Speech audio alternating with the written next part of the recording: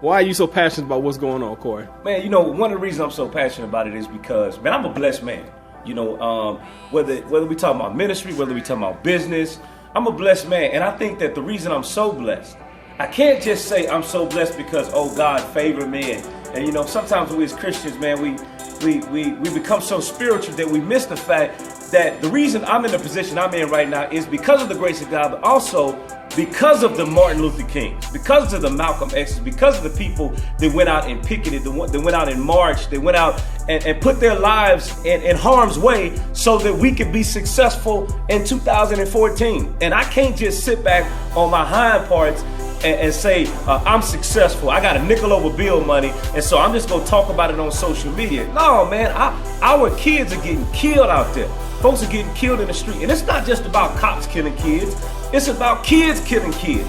At what point do we stand up and say, enough is enough? Yeah, I'm blessed, I can buy whatever I wanna buy, I got plenty, all that stuff doesn't matter.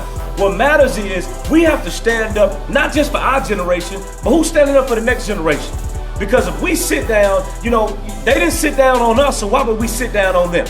They didn't sit down on us. Rosa Parks decided not to get off of the bus because she wasn't doing it just for her, but she was doing it for our benefit, for our future, for me to be able to drink out of the same water fountain, for me to be able to go to the same university, for me to be able to own a business and not be ridiculed and not be picked on by the police officer. And I got kids. For those of you that got kids, black man, stand up. It's time for us to stand up and say something. And not just say something, do something.